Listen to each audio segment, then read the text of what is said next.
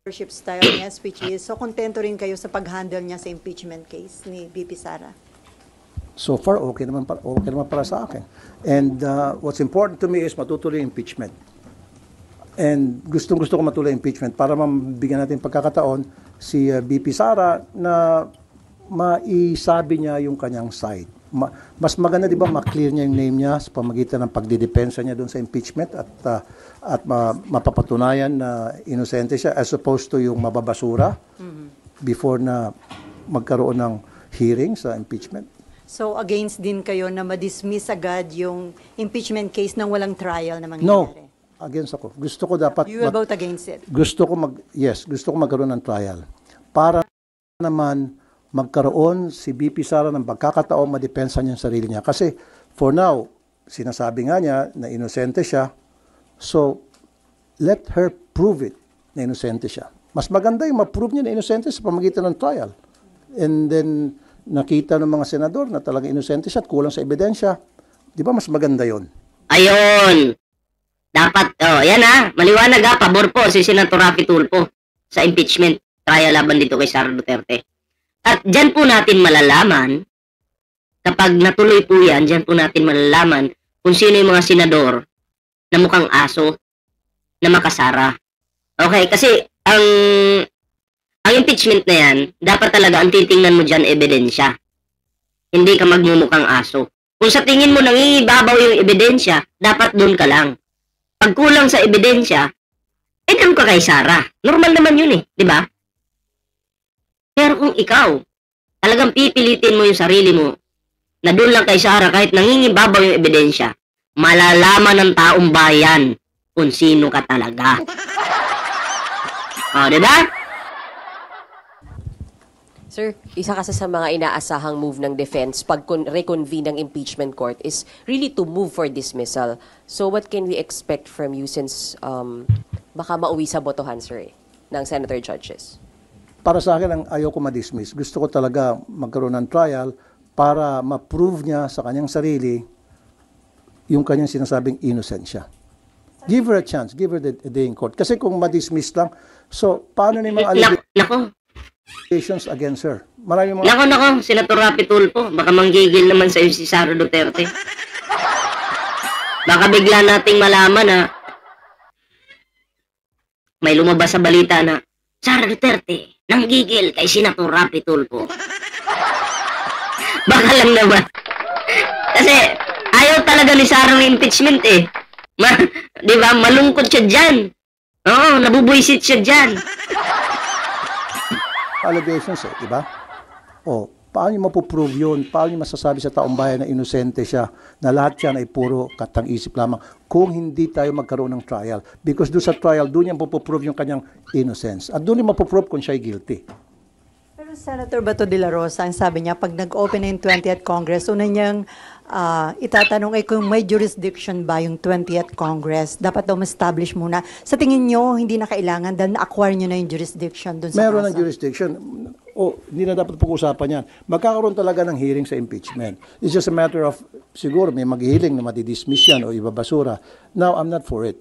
Ang gusto ko magkaroon ng trial. Para ma-prove again for the nth time. Yan paulit-ulit Gusto magkaroon ng trial. Gusto magkaroon ng trial. Naku, may magagalit dito yung mga anti-Tulfo. Ma-prove ni VP Sara. Sigurado yan. Sino ba yung mga anti-Tulfo? Sino ba yung PBBM vlogger na anti-Tulfo? Meron, di ba? Puro na lang tulpo-tulpo. Kahit maganda yung ginagawa, binabanatan. Bakit? Tropa ni Libayan Yung isa, ito bigyan ko kayo idea. Yung isa, makalibayan. Si Libayan naman, DDS. Yung ano niya naman, alagad niya, PBBM. Pag Tulfo, nagkakaisa sila. As ito, kunyari DDS, ito, kunyari PBBM. Magbabanatan. Babanatan yung kabila, babanatan nito si Sara, babanatan nito si PBBM. Yan yung grupo ni Libayan. Kaya alam kong kilala nyo yan. Kahit maganda yung ginagawa ng senador, banat pa rin sila. Ganun yun. Kilala nyo yun Oh, Kilala ko yun. tuloy natin.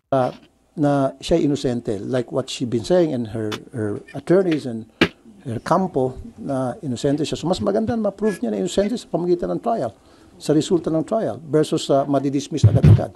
Ayan na, libre po mag-like ha. Huwag kalimutan mag-like, share, subscribe. Unring the notification bell para updated po kayo sa mga uploads natin ha. Pagkakataon na mapakita sa taong bayan na siya'y malinis at yung mga aligasyon ay gawa-gawa lamang. May we know how you are preparing for the impeachment, sir? Are you getting or hiring extra legal minds to advise you? I've been talking to my legis every now and then. In fact, I've been also consulting to some lawyers.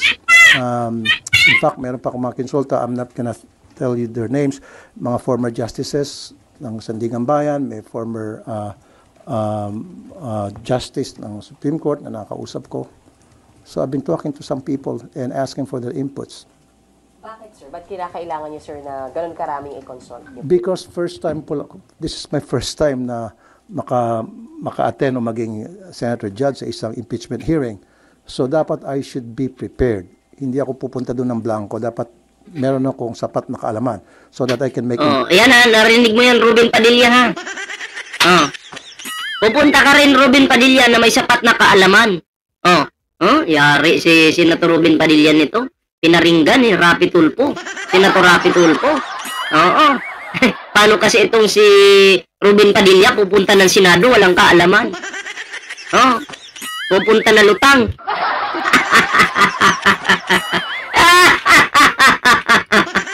Diba? Pupunta na lutang si Ruben Padilla eh. Tama ba yun? O may mali na? Ang bira naman.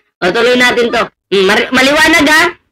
Sino ba yung senador na pupuntang walang alam? Sa Senado? Sino ba? May isa dyan, yung mabigote. Yung galit sa English. Ayaw sa English. Di ba? English. Magtagalog ka. Parang ano lang, ano? Parang vlogger lang. Puro mukbang yung ginagawa. intelligent decision at the end of the day. Pero wala kayo nakita, sir, na parang delaying tactic. Kasi sabi niyo, bakit ang tagal? Parang hindi. For me, I don't think so. Labas na tayo doon, lampas na tayo doon sa delaying tactics na tinatawag. Doon na lang tayo pag-uusapan natin Ramoncito Gamad Charotwa. yung sa impeachment trial na. Kasi para sa akin, gusto ko talaga magkaroon ng trial. Tanong lang tayo na SONA last time. Okay? Sir, ano lang, expectation sa SONA ng Pangulo since more than 1 week na lang po. What you want to hear po? What I want to hear is, I don't know yet kung ano yung mga sasabihin niya. Of course, meron nang nag-prepare ng kanyang speech, meron mga nag-advise sa kanya. Pero ang gusto ko sana, wish ko lang, hindi naman siguro masama mag-wish, sabi nga nila, hindi naman siguro masama mangarap, libre ang mangarap. Pangarap ko sana sa SONA, baka pwedeng isali ng, sabi ko, big man, Mr. President, pwede mo isama sa SONA mo yung tungkol dito sa problema natin sa online gambling. I Yun! don't know. But again, hindi ko dinidiktahan, hindi ko sinasabihan ang ating Pangulo because desisyon niya yan. Ayaw kong pakialaman yung lahat ng mga ginagawa niya. In fact, karamihan sa kanyang mga ginagawa ay support. Dahil nakita ko na kapareho na advocacy ako, I support him. But dito, ako'y nag-wish lamang na sana makarating sa Pangulo kung gaano kalala na itong problema sa online gaming. At sana wag siyang lokohin, meaning wag siyang bigyan ng wrong information. Kasi usually yung ating Pangulo, umaasa lang naman yan doon sa mga advisors niya, doon sa mga alter ego niya, kung anong sinasabi sa kanya, yun ang pinakikinggan niya. Sana yung mga nakapaligid sa kanya, yung mga trusted niya, magsabi ng totoo kung gaano kalala na itong problema natin sa online. Malala talaga. Malala. Dami ng nasira yung buhay sa mga online gambling na to. 'Di ba? Ang dami ng napahamak dahil sa pamilyang Duterte. Kunin ka agad natin sa pamilyang Duterte. Sila naman yung punot dulo nito eh. Kanino pa ba? Wala nang iba kundi pamilyang Duterte. Tama? Oh. Last year, SONA, sir, yung salient point talaga doon, yung nag-stand siya about Pogo. So is that something na gusto niyo? Which was very commendable. In fact, nagkaroon siya ng standing ovation. Isa ko sa matumayo at pumalakpak ng gusto. Hanggang sa mabingi ng tenga ko sa kapalakpak sa kanya. So since wish lang naman, sir, gusto niyo rin ba na magkaroon nga siya ng malinaw na stand on online gambling, sir, naman this time? Sana nga, sabi ko, hindi naman masama mangarap. Pangarap ko lang yon. Kung magkaroon siya ng ganong klaseng stand, thank you so much. Sir, pahabol lang. Ibang klase yung mga pangarap, ha? Pag sinabing pangarap, natutupad yan. O, tingnan mo, si PBBM, nangarap. Nangarap na maging 20 yung kilo ng bigas, bumaba yung presyo ng bigas. Natupad. Hindi pangako yun. Si Senator Rapi Tulfo, nangarap din. Piling ko ngayon, mawawala na yung online sugal, kaya kayo Wamos, at yung iba pa dyan, aba. Handa-handa na kayo, ha? Tigilan nyo na yan, baka magka-problema pa kayo. Iba na yung makakalaban nyo, gobyerno na eh. Diba? Isa lang po. Sir, ano pong masabi niyo so far doon sa development, doon sa online sabong, yung mga nare-retrieve daw ng mga buto? Yes, nakamonitor ako dyan. And our authorities so far are doing good, especially yung ating Philippine Coast Guard, which under sa committee ko yan, sa DOTR. And sabi nga nila, ayaw nilang galawin muna yung mga sako. Nakikinig sila, may mga forensic expert tulad ni Fortune na sabi dapat this is the way you should handle the pieces of evidence o yung sako, etc. So let's leave it at that. Kung ano yung mga ginagawa natin mga otoridad, suportahan natin. Fully support ako dyan. Suplada 56 USA, shoutout po ha. May mga korte tayo. However, pag nakita ko yung mga pulis natin, medyo winawashi-washi yung ginagawang investigasyon, magsasalita ako. Pero sir, ano yun, nagpalakas dun sa whistleblower yung kanyang mga binulgar dahil dun sa nakukuha ng mga buto or... That's a good development, as a matter of fact. Kaya lang, may mga nagsasabi na baka planted daw yun. Siyempre, tuwing merong ginagawa yung damn if you do, damn if you don't. Ganun tayo mga Pilipino eh. Pag may ginagawa, yung ating mga otoridad, mali yan. Antayin nyo ha. Antayin nyo. Etong sinabi ni Senator Rafi Tulfo dito, maganda. Maganda po. Pabor sa gobyerno. 'Di ba? Narinig nyo naman. Pero tandaan nyo, baka mamayang gabi or sa susunod na gabi, merong isang PBBM vlogger. Kukontent ito. Pero iba, babanatan niya si Rapi Tulfo. Kahit maganda yung ginagawa ng tao, babanatan. Sino yon? Yung mga tropa ni Atty. Libayan, di ba? Kasi yung isang kagrupo niya, nandito sa side ng Pangulong Bongbong Marcos. Mamaya abangan nyo. Babanatan niya. Kahit maganda yung ginagawa. Di ba? Tuloy natin. Abangan nyo na lang kung sino yun. Pag walang ginagawa, mali yan. So gumagawa yung ating otoridad ng trabaho eh. Meron silang nakita mga boto. Then that's a positive development that we should welcome. Everybody should welcome. But it has to be investigated by the forensic experts, thoroughly investigated kung talagang magmamatch talaga yung kasi so far sa balita ata 12 na ata sa mga family ng victims ay nakuna ng DNA samples para i-match yun, gagawin ng cross-matching. So let's leave it at that. Sana maging successful yung gagawin cross-matching.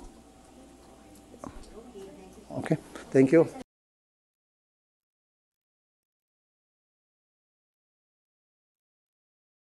So ayun mga pre, abangan nyo ha. Sino yung mga nagpapanggap dyan ng mga BBM vloggers? Kahit maganda yung ginagawa ng senador, babanatan. Abangan nyo yan. Yung mga ganyang klaseng tao, walang silbi yan. Diba? Basta ako, masasabi ko lang mga pre, ang ginawa ni Senator Rapi Tulfo ngayon, agree ako doon. No? Ang gusto naman kasi ni Senator Rapi Tulfo, matuloy po ang impeachment trial laban nito kay Sara Duterte. At tama lang po yun. Kasi inaabangan po yan ng buong bansa. Buong mga Pilipino. Okay?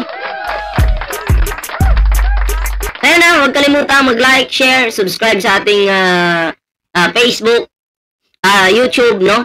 And then sa may Facebook po tayo, may TikTok po tayo. Libre po yan, ha? Mag-follow na kayo dyan, mga pre. Ayan. Oo. Libre po yan, ha? Mag-follow na kayo. Ayan. So maraming salamat po. Ayan. Ayan, next topic po tayo mga pre.